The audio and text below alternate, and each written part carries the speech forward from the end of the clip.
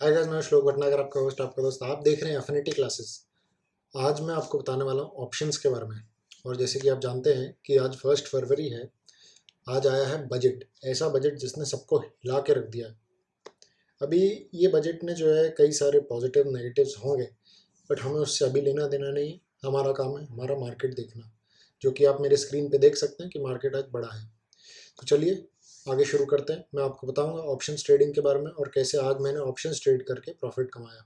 तो चलिए शुरू करते हैं।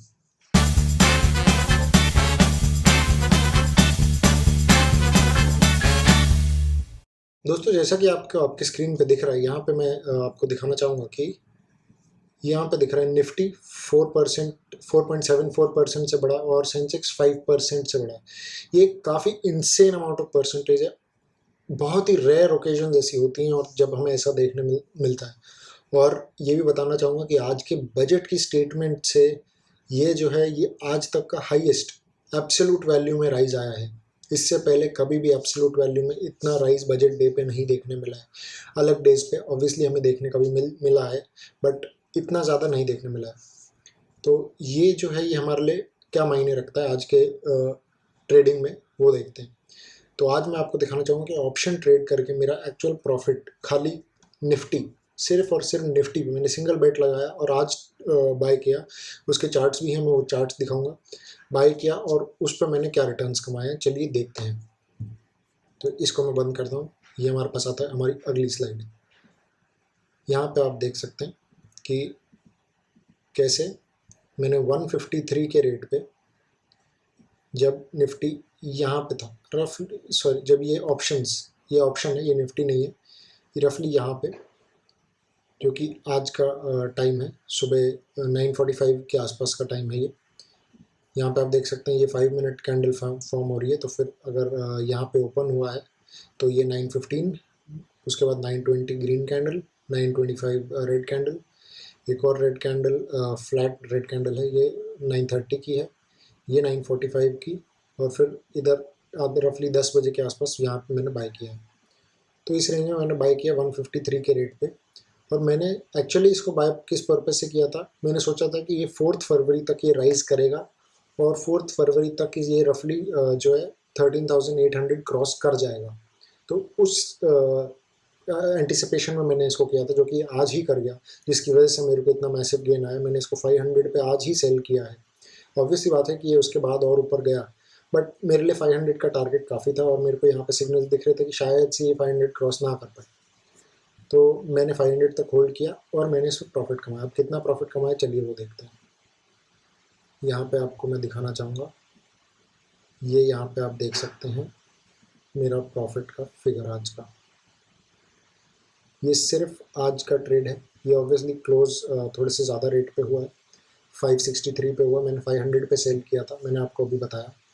निफ्टी में इतना राइज आया, ये मेरी वॉच लिस्ट यहाँ पे देख सकते हैं। सेंसेक्स आज 5% से राइज आया, निफ्टी 4.74 से राइज आया, निफ्टी बैंक 8.26 से आया। निफ्टी बैंक में किया होता तो फिर यहाँ पे ज़्यादा प्रॉफिट्स हो सकते थे, बट मेरे को रिस्क नहीं लेना था, तो मैंने 1,04,000 पे बुक कर लिया अपना प्रॉफिट।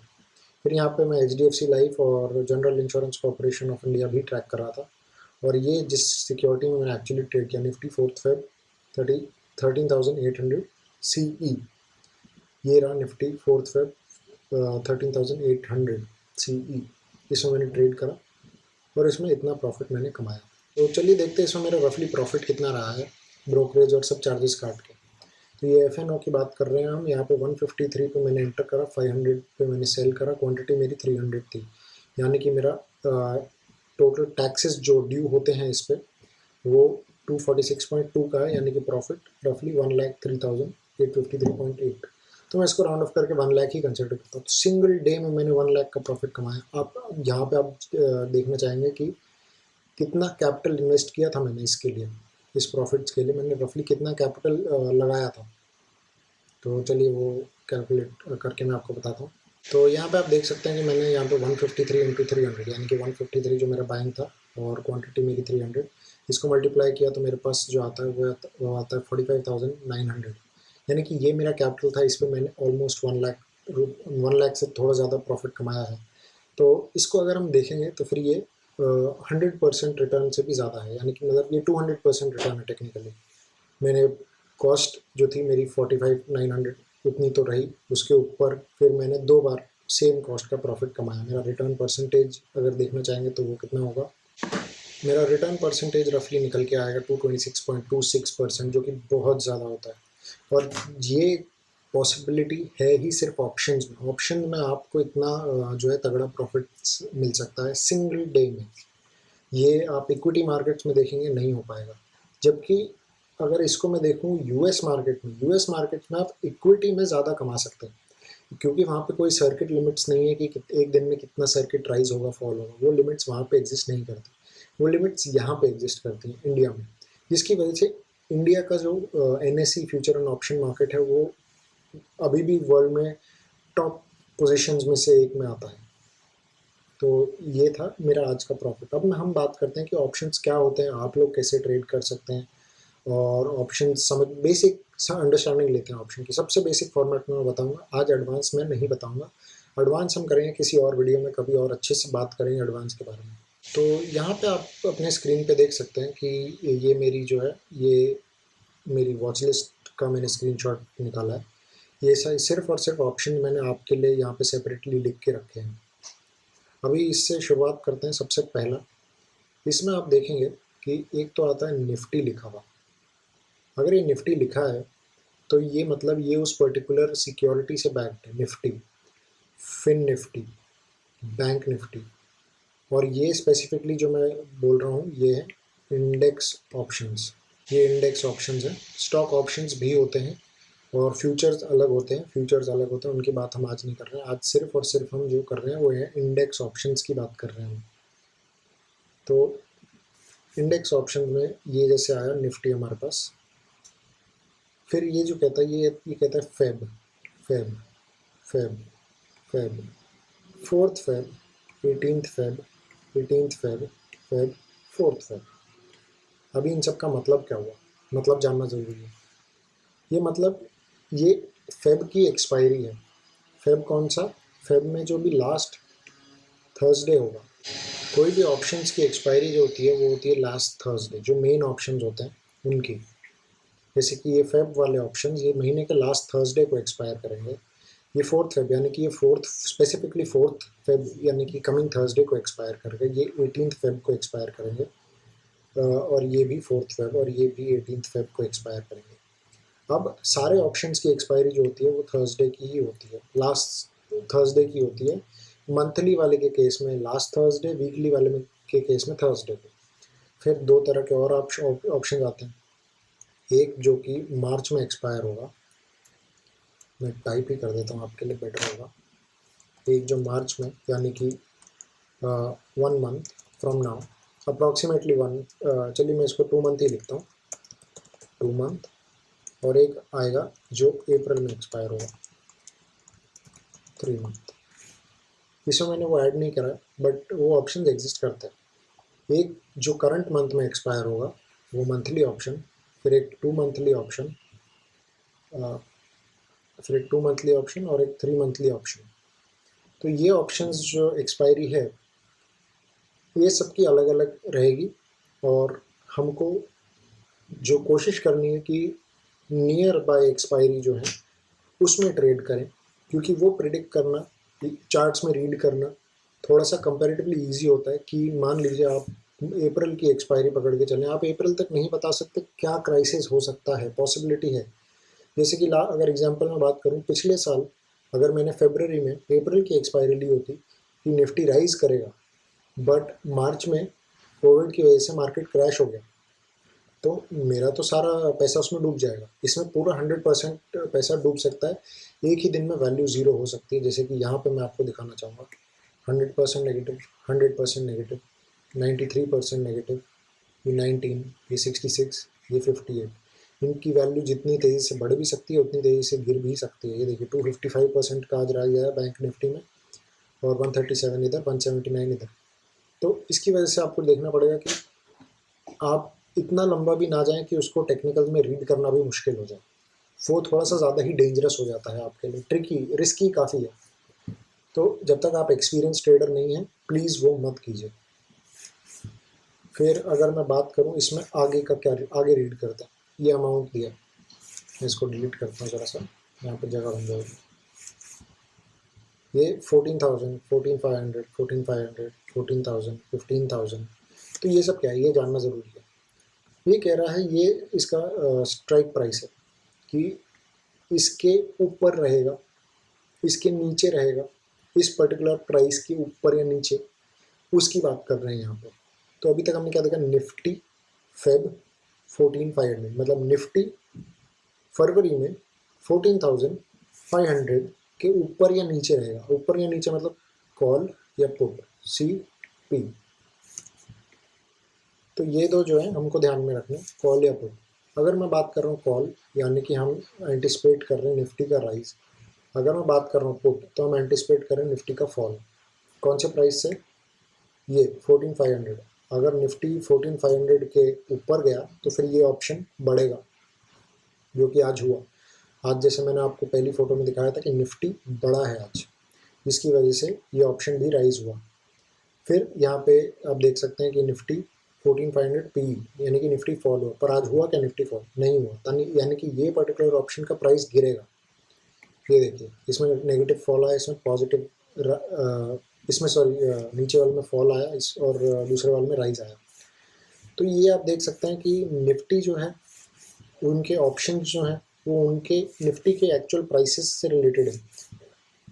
अगर ऑप्शन राइज कर रहा है तो ये भी राइज करेंगे, ऑप्शन फॉल कर रहा है तो ये भी फॉल करेंगे। तो वो आपको ध्यान में रखना है।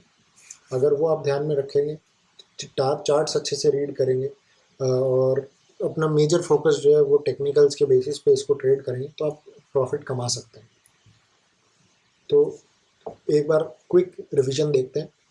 निफ्टी यानी कि अंडरलाइंग सिक्योरिटी, फेब यानी कि वो महीने की एक्सपायरी या वो हफ्ते की, अगर इस पर्टिकुलर ऑप्शन की बात करें तो ये जो नीचे दिया है।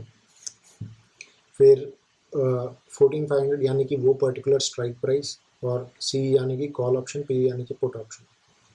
तो ये दो हैं हमारे पास। अब फिर सवाल आता है कि ये इनके प्राइसेस ये कैसे डिटरमाइन हो रहे हैं, क्या ये भी इक्विटी की तरह डिमांड सप्लाई पे चलते हैं, क्या इनका डिटर्मिनेशन का कोई फार्मूला है। देखिए ये सारे जो हैं, ये निफ्टी के जब इनिशियली ऑप्शन इंट्रोड्यूस किया जाता है, इनिशियली ऑप्शन जब लिस्ट हो रहा है, तो वो टाइम वैल्यू ऑफ मनी के बेसिस पे लिस्ट हो रहा है, यानी कि कितना परसेंट प्रोबेबिलिटी है, कितना टाइम वैल्यू ऑफ मनी है कि आज से एक्सपायरी की डेट तक निफ्टी का वो वैल्यू एक्चुअली रीच होगा, उसको एक्सीड करेगा। और जो भी वो कैलकुलेशन करके प्राइस आती है, तो वो निफ्टी का, तो वो उस पर्टिकुलर ऑप्शन का ओपनिंग प्राइस माना जाता है। जैसे कि यहाँ पे मेरे पास कोई ओपनिंग प्राइस नहीं है, बट आप देख सकते हैं कि ये सारे ऑप्शन जो हैं इनको लिस्ट हुए टाइम हो गया, जिसकी वजह से ये काफ़ी हाई वैल्यू पे हैं। और ये जो ऑप्शंस की बात कर रहा हूँ मैं, ये ऑप्शंस का ऐसा नहीं है कि इनको लिस्ट हुए टाइम हुआ, इनको भी उतना ही टाइम हो गया लिस्ट हुए जितने दूसरे ऑप्शंस को हुआ है, पर इनकी वैल्यू नीचे क्यों है, क्योंकि निफ्टी राइज करा है आज, अच्छा खासा निफ्टी में राइज दिखाया गया है हमको, जिसकी वजह से ये ऑप्शन जो है फॉल हुए, जो आज इतना मैसिव राइज आया, ऑलमोस्ट 5%, 4 पॉइंट समथिंग परसेंटेज है, जिसकी वजह से ये ऑप्शन इतने ज़्यादा परसेंट से फॉल कर गए। अब अगर आता है नेक्स्ट लेवल, हमारा थोड़ा सा एडवांस नॉलेज लेंगे यहाँ पे, तो हमको क्या देखने मिलेगा, हम यहाँ पे देखेंगे कि 3 तरीके के दूसरे होते हैं। मैं आपको लिख देता हूँ यहाँ पे, in the money, at the money, out of the money. ये 3 चीज़ें हैं। इन द मनी मतलब स्टेटमेंट अगर ट्रू है, ट्रू स्टेटमेंट अगर ट्रू है तो इन द मनी हुआ। फिर स्टेटमेंट अगर फॉल्स है तो आउट ऑफ द मनी हुआ। पर एट द मनी कब आता है, जब वो चीज़ ना सच हो ना झूठ हो, वो एक पर्टिकुलर रेंज में हो। कि मान लीजिए अगर मैं बोल रहा हूँ निफ्टी 14,000 CE, एक से निफ्टी 14,000 CE में बोल रहा हूँ। निफ्टी एक्चुअली में जो है वो 13,980 भी रहने दीजिए, 990 लिखते हैं, 13,990 और 14,10 इस रेंज में निफ्टी चल रहा है उस दिन। ये खाली 20 पॉइंट के बीच में ऊपर नीचे हो रहा है, यानी कि ये कभी इन द मनी कभी आउट ऑफ द मनी जा रहा है, तो उसको हम कहेंगे एट द मनी। ये पर्टिकुलर सिनेरियो जो है ये एट द मनी हुआ। अब सवाल आता है आप कौन सा ट्रेड करें, कि अगर रियलिटी है वो ट्रेड करना है, फॉल्स है तो ट्रेड करना है। तो मैं पहले आपको एग्जांपल के साथ बताता हूँ।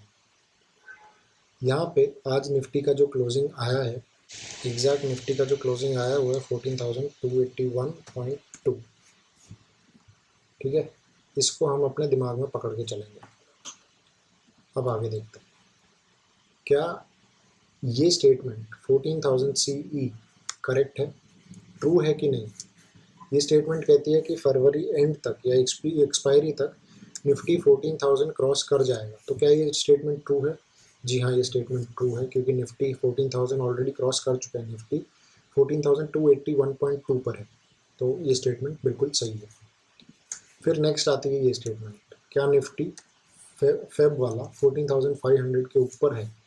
नहीं, निफ्टी अभी 281 पे है, यानी कि 500 के नीचे है। तो ये क्या हुआ, ये इन हुआ, ये आउट हुआ। फिर हमारे पास आता है अगला, निफ्टी 14,500 PE। तो यहाँ पे सवाल आता है क्या ये स्टेटमेंट ट्रू है? जी हाँ, ये स्टेटमेंट ट्रू है, क्योंकि निफ्टी अभी 14,500 के नीचे, ये पुट ऑप्शन है, ध्यान रखिए। तो ये हुआ इन द मनी। उसके बाद हमारे पास आता है 14,000 PE। क्या ये सच है? निफ्टी 14,000 के नीचे है क्या? नहीं, तो ये स्टेटमेंट फॉल्स हुआ, और ये कौन सा हुआ, आउट ऑफ द मनी। यहाँ पे आप सारे देखेंगे तो आप खुद से फिगर आउट कर पाएंगे, आपको खाली थोड़ी सी प्रैक्टिस चाहिए। आप अपने हिसाब से एट द मनी का भी रेंज डिटरमाइन कर सकते हैं। कुछ लोग 20 पॉइंट्स लेते हैं, कुछ लोग 10 पॉइंट्स लेते हैं, कुछ लोग 30 पॉइंट्स लेते हैं, बट उससे ज़्यादा मैं सजेस्ट नहीं करूँगा, सोनली बिकॉज उसके आगे जो आता है अलग से ऑप्शंस क्रिएट हो जाते हैं, कि हमारे पास जैसे 14,250 का भी ऑप्शन होगा क्या, मतलब है हमारे पास 14,250 का भी ऑप्शन हमारे एग्जिस्ट करता है। तो अगर 14,250 का भी ऑप्शन एग्जिस्ट करता है, तो फिर तो ये मैं ये नहीं बोल सकता ना कि ये 14,250 के लिए ये एट द मनी है। वैसे तो ये 14,300 पी या सी के हिसाब से भी एट द मनी हो सकता है। तो हमको बहुत ही छोटा range, 10 point, 20 point, 15 point, usually एक छोटा रेंज लेके डिटरमाइन करना है कि वो ऑप्शन क्या है, और ट्रेड किस में करना है। ये सवाल इंटरेस्टिंग है। अगर आपको रिस्क लेना पसंद है, ज़्यादा रिस्क के लिए ज़्यादा रिवॉर्ड चाहिए, out of the money trade कीजिए। अगर आप रिस्क थोड़ा सा कंपैरेटिवली कम लेना चाहते हैं, तो इसमें ट्रेड कीजिए, इन द मनी में। Simply because in the money comparatively come rise और कम फॉल करता है। मैं दोनों के एग्जांपल दिखाता हूँ। ये इन द मनी है, ये राइज कितना करा, 137.96, सेम मार्केट डे है उसकी बात कर रहे हैं, और आउट ऑफ द मनी 179%। दोनों में से आउट ऑफ द मनी ज़्यादा राइज करा। बट अगर लेट से हम पी की बात, सेम चीज़ के गिरने की बात करें, तो इन द मनी थोड़ा कम फॉल करा, आउट ऑफ द मनी ज़्यादा फॉल करा। Out of the money 66% fall करा, इन द मनी जो है 58% फॉल करा। तो वो एक मैसिव डिफरेंस आ जाता है कि कौन सी सिक्योरिटी में आपको ट्रेड करना है। आप अपने रिस्क के हिसाब से देखिए, आप किस में ट्रेड कर सकते हैं, आप कितना रिस्क ले सकते हैं। मैं मानता हूँ आज का वीडियो थोड़ा सा लंबा हो गया है, बट ऑप्शंस का अगर आप ट्रेड करना चाहते हैं, आपको नॉलेज होना काफ़ी ज़रूरी है। आपको टेक्निकल्स रीड करने आने चाहिए। ऐसे नहीं कि आप कोई भी ऑप्शन एंटर कर गए, कोई भी टाइम पे एंटर कर गए। कि आपने देखा होगा मेरे चार्ट में मेरे काफ़ी सारे टेक्निकल इंडिकेटर्स चालू हैं। तो इसी के साथ दोस्तों मैं विदा लेता हूँ।